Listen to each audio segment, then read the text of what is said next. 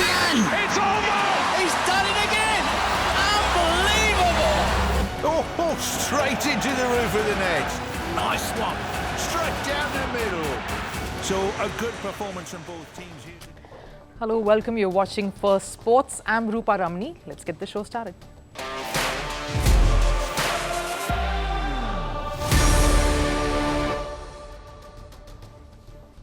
On the show today, MS Dhoni and Chennai get their IPL campaign kicking off with a win in front of a very loud home crowd that had the most entertaining opening day. But it is the stars' retirement talks that have once again grabbed all the headlines. Is this the send-off here, and what does MSD himself have to say about it? Staying with the Indian Premier League, the first controversy has reared its head. Harbhajan Singh has been slammed for making a comment on air while commentating over the game in the weekend that was racist in nature, targeting Jofra Archer, the English bowler. What did he say, and is there another side to this? And Ferrari goes up in smoke in China, both drivers disqualified. What happened and what's the shocking reasoning Ferrari is giving? More on the show, but first a look at the headlines on Sports 360. We'll start with tennis. Former world number 1 Novak Djokovic has entered the round of 16 at the Miami Open. Djokovic beat Camilo Ugo Carabelli in a grueling two-setter. The Serb comfortably won the first set but had to toil hard to get to the tiebreaker in the second. Djokovic will next face Lorenzo Musetti. In football and Nations League, Cristiano Ronaldo played a key role as Portugal bounced right back in the second leg to beat Denmark 5-3 on aggregates in the quarterfinals. The winner was decided in additional time. Francisco Chinaco's brace and Gonzalo Ramos' goals helped Portugal qualify for the semi-final. They will face Germany. In another game, Spain beat Netherlands on penalties to book their spot in the Nations League semi-final 2. After a 4-4 aggregate across 2 legs, Lamine Yamal put Spain ahead in extra time. Xavi Simons cancelled Spain's lead with a 109th minute goal. The Dutch side failed to hold their nerve in the penalties, losing 4-5. Spain faces France. In basketball, India has qualified for the FIBA Asia Cup after edging past Bahrain in the qualifiers in a hard-fought battle. 81st ranked India beat 66th placed Bahrain 81-77 points. This has ensured India has topped Group H, marking their 11th consecutive appearance at the event since 2001. India has also secured a spot at the 2027 World Cup qualifiers. And in cricket, former Bangladeshi captain Tamim Iqbal suffered a heart attack during Bangladesh's domestic league, the Dhaka Premier League. Tamim felt discomfort while fielding. He was immediately rushed to the hospital where he is currently undergoing a surgery.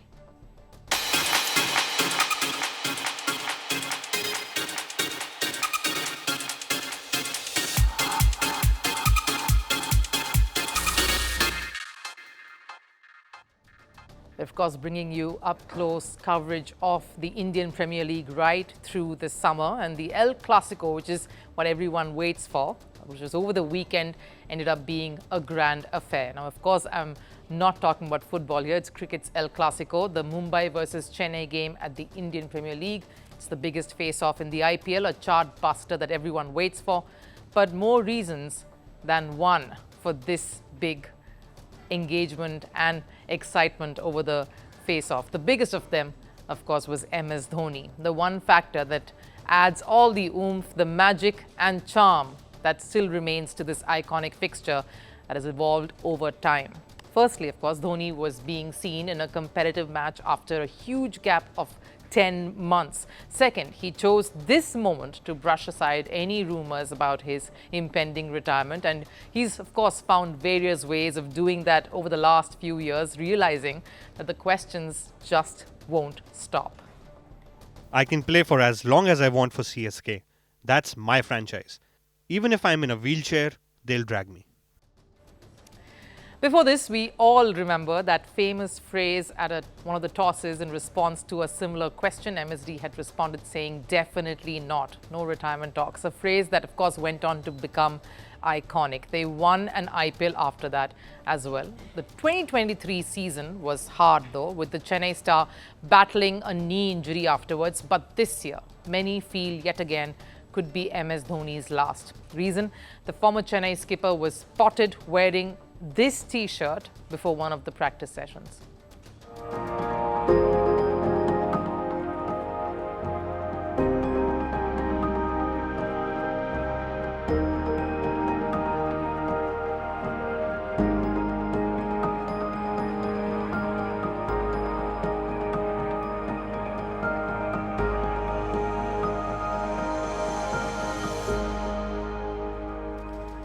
Every single thing that superstars do, and more so when it comes to MS Dhoni, there is just that much more scrutiny. Some die-hard fans and Chennai supporters felt the caption printed on Dhoni's shirt was in fact a cryptic message in Morse code. Few deduced it and claimed it was one last time, especially with the man himself peeling away one aspect of his presence in the Chennai setup year by year, like an onion peeling away one layer at a time, like how he stepped away to give Ruturaj Gaikwad the captaincy, now of course playing as an uncapped player. A question that was even asked to the stand-in skipper of the Mumbai franchise, Suryakumar Yadav. Uncapped player Dhoni. Has anyone been able to control him for so many years? We have learnt so many things from him. We still learn. Plus, if any, the Mumbai versus Chennai game was a clear show of how this is far from the last time, as despite being away from competitive cricket considerably for quite some time, Dhoni looked like he never really left, especially as a wicket-keeper. The Cheppauk crowd was left stunned and in utter mayhem following a brilliant stumping from their Thala to dismiss Mumbai captain Suryakumar Yadav, echoing his own words that he had given at the press conference the previous day. The lightning-quick work behind the wickets was vintage Dhoni on display, a sight that we've seen on repeat now in India's blue and white across formats for years.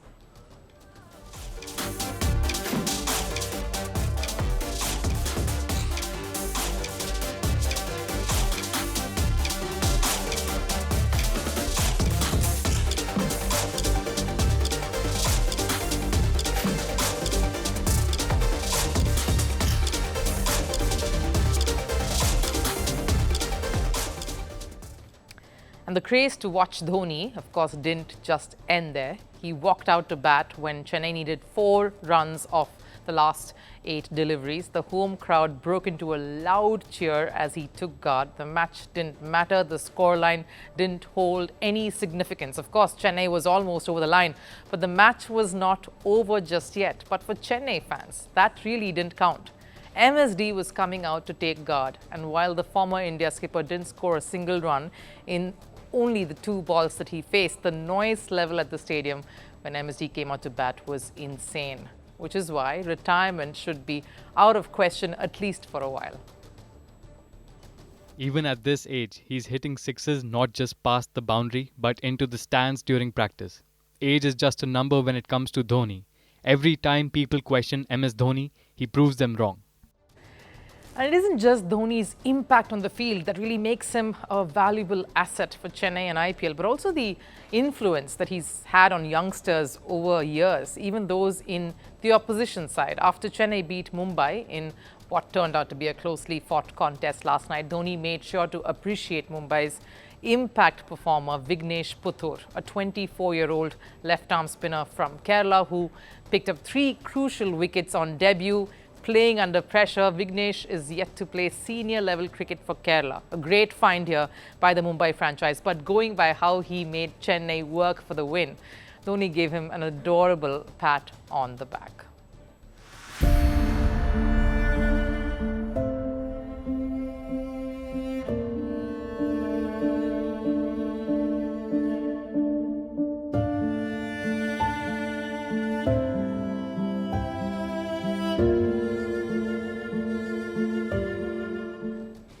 That reaction and those visuals really broke the internet, making that such a heartwarming picture that everyone took away from that encounter. Now, while this interaction may have just lasted some seconds, a few moments, I'm pretty certain the youngster won't forget it for many, many years to come. That's something he'll carry with him for for a long, long time. Now, that's the aura MS Dhoni possesses. He's mentor, guide, leader, and friend all rolled into one, like how he had his game face on even during the last moments in a match that 9 to 10 had only one real outcome, and then completely went back to his casual self post the match when he interacted with Deepak Chahar, the Indian bowler who used to bowl for Chennai, turned up for Chennai till last year.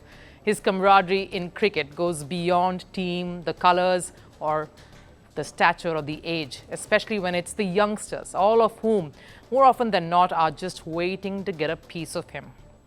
And there will be many more such opportunities as the season, of course, wears on in true MSD style with of course, loads of yellow.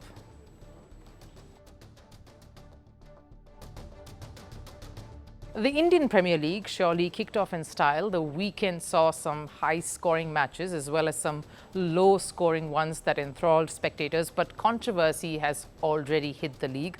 No surprises here, and it involves a certain Indian cricketer who is a commentator now, had a pretty roaring career, was one of the best spinners India's ever produced. He was embroiled and is at the heart of, in fact, the most controversial Indian tour to Australia, and now seems like he's found himself in more mess. Harbhajan Singh, an ace player in the past and quite an entertainer behind the mic now, seems to have found himself in the middle of yet another racist controversy. Let's talk of what's happened during the game between Hyderabad and Rajasthan. That happened over the weekend, of course, a match that was a high-scoring affair. Needless to say, when it's Hyderabad that's the team involved, Rajasthan's new recruit, Jofra Archer, was the most expensive of all bowlers. He was hit all around the park. In fact, almost all the bowlers were. But Archer led the pack. No wickets there, bowled his set of 4 overs and was thumped. You don't need to be a scientist to understand those numbers. And it was a horrid day if you were a bowler, because even though Rajasthan ended up on the losing side, they did manage to come close to that mammoth total that Hyderabad had posted earlier. Archer had the worst day out there, but guess what made it all worse? This comment. Like the meter of London's Kali taxis, Archer's meter has also been on the higher side. For those who aren't well versed with the language of Hindi, Kali means black. Bajji here on commentary tried to give a bit of a colloquial vibe to the whole thing, to the expensive cab system in London, basically saying Archer was like the black cabs in London. Fancy but expensive. The problem was the reference, and it opened a storm of a reaction online with cricket fans going livid.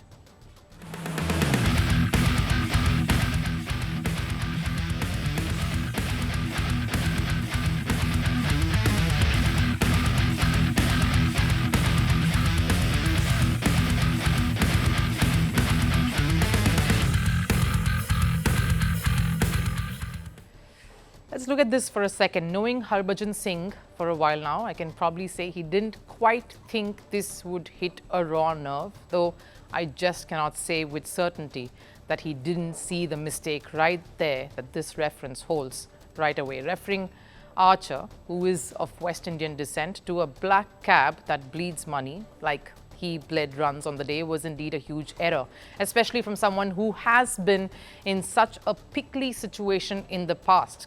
Go back more than a decade to India's horror tour to Australia, a tour that almost disrupted the relations between India and Australia. This was back in 2008, and that threatened to disrupt the cricketing order and created mayhem when Andrew Symonds accused Harbhajan Singh of calling him a monkey, a racial slur. What came out eventually with credible voices in that hearing, which was conducted, was that Bajji had not said monkey. He'd uttered a Hindi abuse, like many do in the country, and thus catastrophe was averted. But this is different. This is Harbhajan as a commentator, someone everyone listens to. The commentator stitches the narrative and is supposed to be the voice of reason, a voice that is held above all, because he or she holds together the sanctity of the sport. They are the narrators, the storytellers out there. They help shape opinions and narratives. So every word they say means something, is of utmost importance. Something similar happened with Isha Guha, again a well-respected figure in the commentary box, when she called Jasprit Bumrah a primate.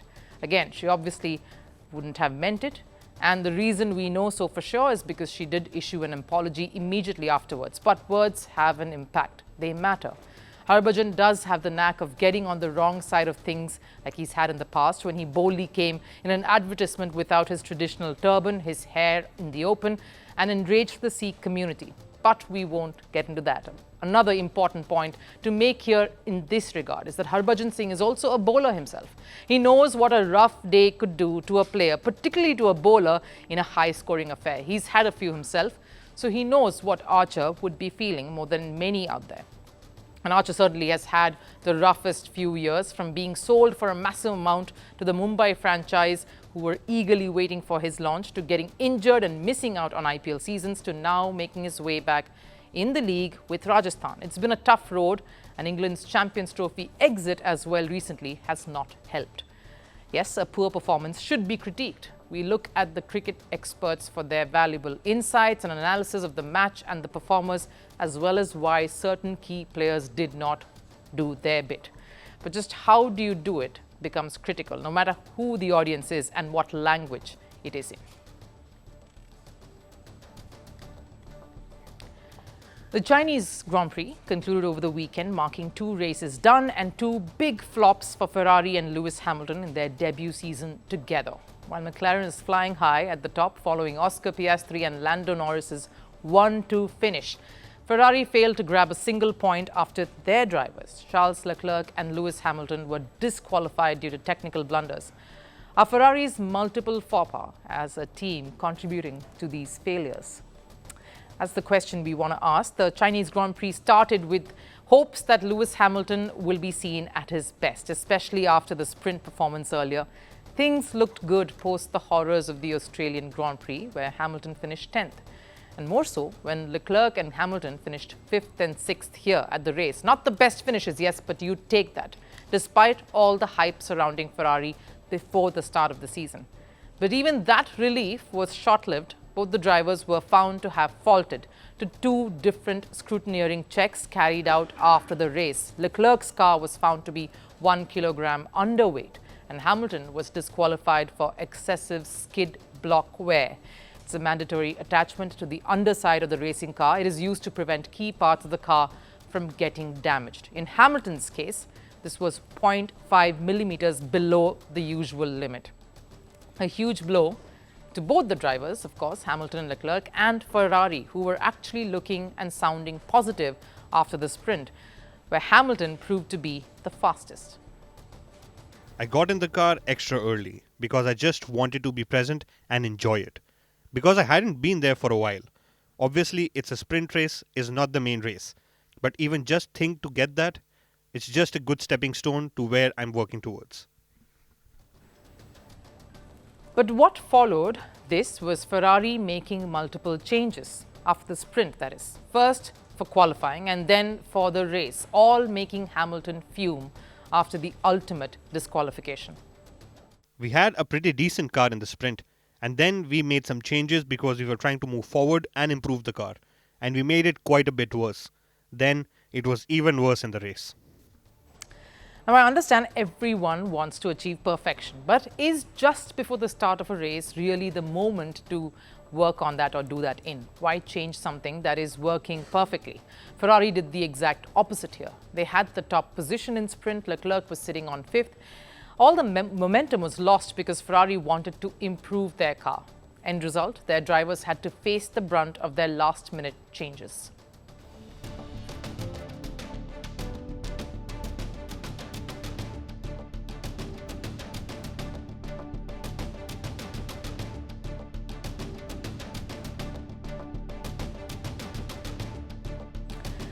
Now, while Ferrari may say that they misjudged it by a small margin, let me put to perspective what that small margin did. That error basically costed them 18 points.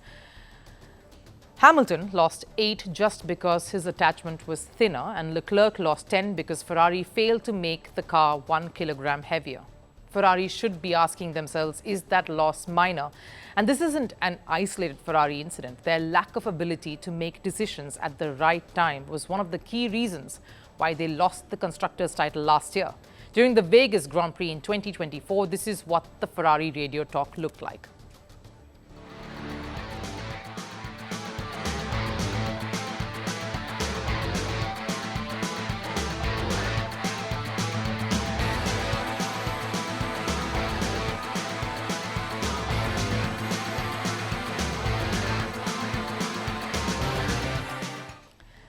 The utter chaos was down to the team's poor decision-making. Sainz, who finished third, and Leclerc, who finished fourth back then, were left seething by their engineers' decisions. Despite Sainz asking for a pit stop multiple times, he was told to keep driving. This led to a delayed pit stop for Sainz and Leclerc basically fighting for the podium finish with his own teammate, leading to simple chaos. Not the sign of a stable team with stable decision-making skills. Basically, Ferrari sabotaged their own chances in Vegas last year, and yet haven't learned from those mistakes. It was Sainz and Leclerc last year. It is Hamilton and Leclerc in 2025. Clearly, this doesn't bode well if they want to race for trophies. Now, I know Hamilton before the season said he has no point to prove by winning these races, but the person we are talking about is a 7-time world champion. Of course, he wants to win races. Of course, he's hungry to win trophies, especially when he's putting it all and his all onto the circuit. His outburst following the race points out that if the same mistakes repeat, he might not be as calm as he's been till now. He's still getting used to Ferrari's style of working, still learning the Ferrari ways. So maybe he's hoping that every race here on, things will only get better. Just small margins for Ferrari, sure, but the truth is all the commotion at the Chinese Grand Prix tells you they now have two upset drivers wanting answers and wanting resolutions quickly. The same drivers will be up on the racing track in less than 15 days in Japan. Can the haze clear by then, or will the weather prediction continue to be foggy? Time for last serve. North Korean boxers returned to Pyongyang after their Women's World Boxing Championships campaign in Serbia. Pang Sholmi, who won gold at the event, was given a huge welcome. Pang, remember, is an Olympic bronze medalist at the 2024 Paris Games.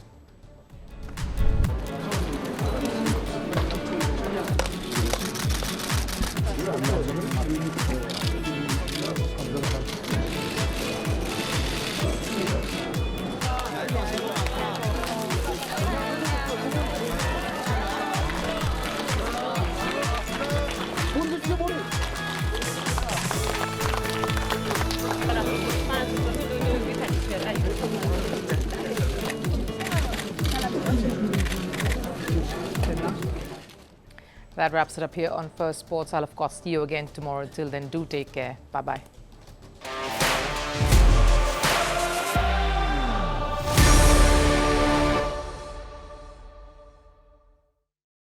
Greeting you with aloha and namaste. I love India. Presence, occupation of a territory by another country pertains to India. What we saw in Kashmir. How do you see Trump's America? Yes, the current administration behaves differently from the previous administration.